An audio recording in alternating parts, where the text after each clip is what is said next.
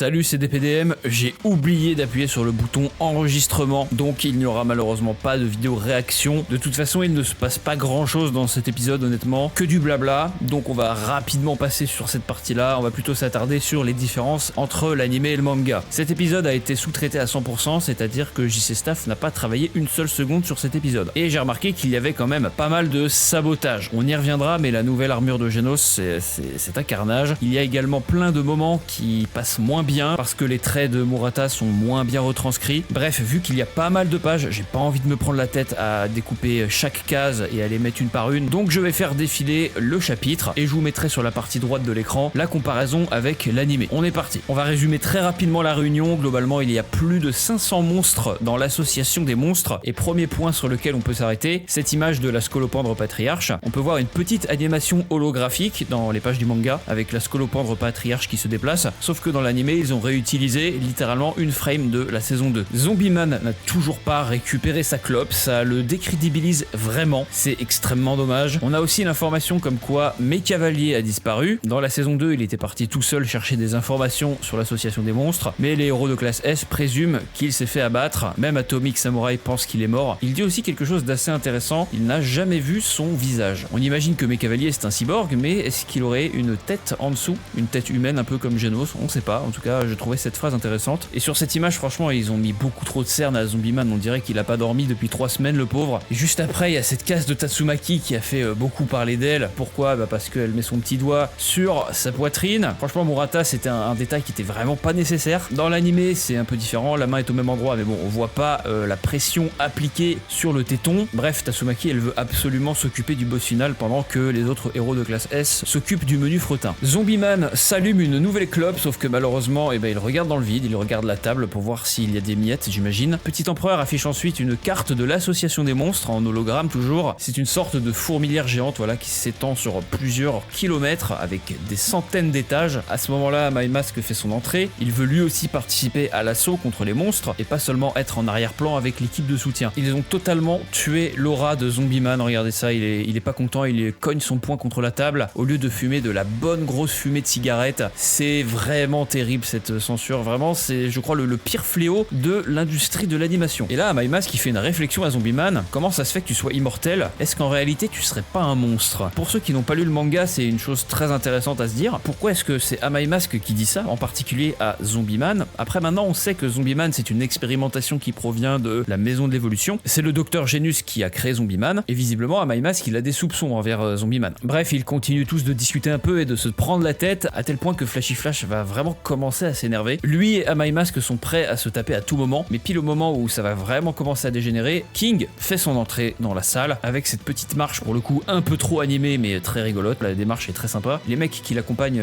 expliquent la situation à la place de King. Voilà, normalement il a mangé une potée, sauf qu'ils disent qu'il a combattu des monstres toute la nuit sans s'arrêter. Tous les héros de classe S semblent plutôt étonnés. Même Tatsumaki, elle admire King, elle est en mode pas mal franchement mec. Dans l'anime ça va, on ressent un peu la surprise d'Amai Mask, surtout dans sa voix. Par contre la réaction des autres c'est vraiment des PNG qui glissent de gauche à droite et puis Tatsumaki qui pop en plein milieu. On sent pas vraiment la surprise de ces personnages là. Ça aurait été mieux de séparer l'écran en plusieurs morceaux avec la tête de chaque personnage à l'intérieur. Amai Mask finit par s'en aller et il a bien l'intention de faire partie de la force d'attaque principale. On en est qu'à la moitié de l'épisode et c'est un des moments que j'attendais avec impatience, l'introduction de l'équipe de soutien. D'ailleurs je viens de remarquer, il y a un ajout dans l'anime pour une fois. On peut voir un héros au fond avec son masque noir et un bonnet avec marqué F, sauf que sur cette planche du manga vous voyez il n'apparaît pas au fond. Je suis un peu déçu des couleurs de ce héros à gauche, il s'appelle Gearspear. Je m'attendais à des couleurs un peu plus verdâtres, mais bref passons. On a l'introduction d'un personnage très apprécié de la communauté, vous savez pourquoi. Il s'agit de Capitaine Mizuki de la classe B. Il y a un personnage que je trouve un peu plus jeune dans l'anime, bizarrement, c'est One Shotter. Au début je croyais que c'était un mec qui avait la trentaine, enfin bref. La mission de tous ces héros là sera d'escorter les classes S afin de leur prêter main forte pour éviter qu'ils épuisent toute leur force. Petite scène qui a été coupée. Needle Star, donc le mec avec sa coupe bizarre, demande à Sitch de les faire monter de rang à l'issue de cette opération, puisque quand même c'est une grosse prise de risque, et les autres héros pour le remercier de cette initiative mais lui foutent des grosses claques en mode merci frérot. Petit plan qui montre que les héros voilà, ils essayent de bien s'entendre, ils commencent à coopérer. Poubelle. On continue cet épisode, on voit King rentrer dans une pièce là où se trouve Silverfang et son frère Bomb. Il se fait surprendre, il s'attendait pas du tout à les voir ici et ils disent sans faire exprès que les classes S se sont tous rassemblés pour discuter stratégie, mais il y a déjà 2 épisodes de cela, Petit Empereur a voulu exclure Bang et Genos de cette opération parce qu'il ne leur fait pas totalement confiance. Sauf que King il crache le morceau sans faire exprès, il va donc tout révéler à Bang. Un bout de cette planche a été découpé, on voit Purport bouffer ses pizzas en arrière-plan et Darkshine porter un truc ultra lourd, je sais pas, on dirait une voiture. King va demander à rassembler tout le monde à l'appartement de Saitama, dont Genos, afin qu'ils partent eux de leur côté. Comme ça King il va pas aller faire la mission avec les classes S, mais plutôt avec Saitama, c'est bien plus sûr. Et ce plan a complètement été massacré. Je sais pas pourquoi ils ont ajouté ce filtre ici. Regardez, il y avait déjà un extrait dans un trailer qui était déjà parfait. Mais non, dès qu'il y a un plan statique avec un peu de tension, eh ben non, tac, il faut mettre le filtre. Et là, c'est le plan vraiment. S'il y avait un seul plan à ne pas foirer dans cet épisode, c'était celui-là. Le fameux plan Let's Go. Tous les héros partent à l'assaut. Je suis étonné positivement, mais que d'une seule façon, c'est qu'ils ont ajouté quasiment tous les héros. La qualité est abominable, d'accord? Regardez les héros en arrière-plan, même au premier plan, hein, c'est pas si ouf que ça non plus. Voici la liste des personnages qu'il manque sur ce plan. Il manque Shadow Ring au milieu, c'est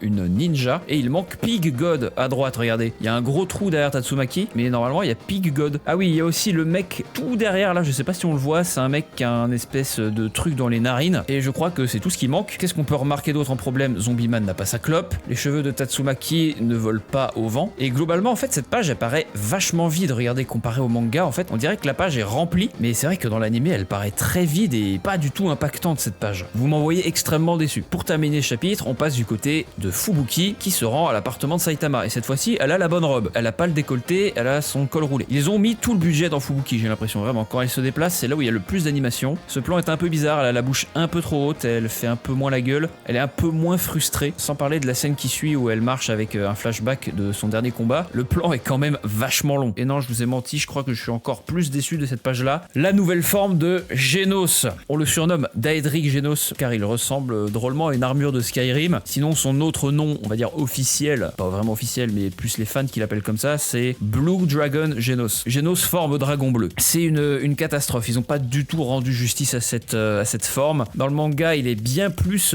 piquant, voilà, je sais pas comment le décrire, mais il y a vraiment beaucoup plus de détails. Même ici, regardez, sans parler de détails, les proportions paraissent bizarres. En fait, on dirait que Genos il est vraiment beaucoup trop baraque. Ou alors c'est sa tête qui est trop petite, je sais pas. Mais voilà ce qu'il en est. Voilà, cette forme était censée être incroyable, mais il manque un peu trop de détails pour qu'elle soit stylée. Petite séquence en 3D, j'ai l'impression, avec de la fumée qui s'échappe du cœur de Genos. Son noyau peut exploser car cette nouvelle forme, le dragon bleu, possède un mode puissance maximale qui ne peut durer que 10 secondes. Genos ne doit s'en servir vraiment qu'en cas d'extrême urgence, en cas de dernier recours. Après ça, il explosera et adieu Genos. La fumée qui sort du cœur, je sais pas pourquoi, ça me fait beaucoup penser au turbo des voitures Rocket League. Bref, Genos et Fubuki se rencontrent puisqu'ils allaient tous les deux dans l'appartement de Saitama. Et on a ce plan sur l'immeuble qui dure un peu trop longtemps. Voilà, ils ont pas voulu animer Genos et Fubuki qui montent les escaliers. On n'aura pas droit à la petite marche de princesse de Fubuki. Une fois arrivé dans l'appartement de Saitama, surprise, il n'y a personne. C'est normal, Saitama est parti de son côté dans les égouts pour voir d'où venait tout ce boucan. Bomb et Bang rejoignent également l'appartement, ainsi que King qui est un peu à la bourre. Fubuki essaye de donner un plan et de se faire écouter, sauf que tout le monde s'en bat les steaks, tout le monde l'ignore, et ce plan dans l'anime est un peu long, voilà, ça dure une toute petite case dans le manga, mais là ils ont décidé de mettre l'accent sur le fait que tout le monde l'ignore, pas nécessaire et trop longuet, pareil la tête qu'elle fait derrière c'est un peu bizarre. Le retour du filtre, au final Genos leur demande de tous partir sans lui, en disant qu'il va attendre Saitama à son appartement, et c'est ainsi que le nouveau groupe Fubuki part à l'assaut. Ils ont fait l'effort de mettre un fond, celui de l'appartement de Saitama, et pas juste des traits et un fond blanc, au moins il n'y a pas de filtre discothèque sur cette planche, sauf que King lui c'était pas son plan, le but c'était de partir avec Saitama, il se demande où est-ce qu'il est, et bien tout simplement dans les égouts. C'est la fin de ce chapitre, mais pas la fin de l'épisode, puisqu'on a un petit teaser du prochain épisode à la fin des crédits. Les héros arrivent dans la ville fantôme, et première chose que j'ai remarqué, c'est le casque de Gearsper. C'est marqué E-O-O-P sur son casque, sauf que en fait dans le manga c'est marqué ESP pour Esper. Je sais pas comment c'est possible d'avoir confondu un S pour deux O, et là ils ont décidé de faire un tir groupé en fait avec tous les héros sur une même frame, mais malheureusement ça rend pas très bien, certains visages sont pas terribles, notamment celui de Mizuki. En fait regardez-moi comment il a été massacré, normalement elle prend la pause, voilà, en mode c'est dommage, j'avais vraiment envie de voir King se battre, sauf que là elle a un strabisme la pauvre. Cette frame aurait vraiment pu être bien, franchement j'aime bien l'idée de rassembler tout le monde, mais ça ne marche pas. Les monstres commencent à débarquer un par un, et on voit un espèce de bout de tissu tomber par terre, il commence à lentement se transformer, à se faire pousser des bras, et là hop ça coupe direct, c'est un peu brusque encore une fois comme coupure. Voici le prochain gros monstre entre guillemets qui affrontera les héros dans le prochain épisode, et regardez-moi cette page un peu dans le manga, elle est absolument magnifique, tous les ombrages différents etc, ça rend vraiment la page tellement épique, mais voilà ce que ça donne dans l'animé. Entre le moment où il tombe par terre et le moment où il apparaît devant Tatsumaki, il se passe quelques quelques trucs. Plein de monstres commencent à apparaître depuis les immeubles. Tous les héros commencent à être encerclés et ils commencent tous à s'équiper. Gearspear il s'inquiète. Ce héros-là qui n'apparaissait pas dans la frame du manga tout à l'heure, donc il est en train de bouffer. Enfin voilà, globalement quelques petits cuts pour aller plus vite. En même temps, c'est pas très important. Peut-être que cette scène-là où plein de monstres sortiront des immeubles sera adaptée dans le prochain épisode. Aucune idée, on verra. Merci d'avoir regardé cette vidéo comparative animé et manga. Pour le coup, il n'y a pas énormément de changements et pas trop de cuts. C'est surtout plein de planches qui ont été massacrées alors qu'ils auraient dû mettre vraiment l'accent dessus et faire un peu plus d'efforts pour qu'elle soit plus belle. Dans le prochain épisode, par contre, c'est un chapitre très long. C'est une séquence vraiment un peu à rallonge où on voit quasiment tous les héros de l'équipe de soutien se battre. Pas tous les classes S, mais surtout les héros secondaires. On les voit se battre et je pense malheureusement que certaines scènes seront coupées. Ils vont pas pouvoir se permettre d'adapter toutes ces pages-là, sinon ça perdra trop de temps et je vois absolument pas comment on arrivera au combat final en 12 épisodes. Vu que c'est des personnages très secondaires, en vrai, on s'en fout un peu que ça soit coupé. Et au fond de moi, j'espère quand même qu'on verra certains héros briller plus que d'autres et qu'ils gardent les scènes les plus importantes. J'arrête mon blabla, merci d'avoir regardé. Encore désolé de ne pas avoir pu enregistrer ma réaction. De toute façon, j'avais pas vraiment parlé dedans, honnêtement, il y avait très peu de choses à dire. Tout ce que j'avais dit dans cette réaction, je l'ai redit là de toute façon, j'expliquais juste un peu les événements. Je vous recommande d'aller voir ma dernière vidéo qui explique pourquoi cette saison 3 est une catastrophe. Je rentre un peu plus dans les détails. À la prochaine, ciao.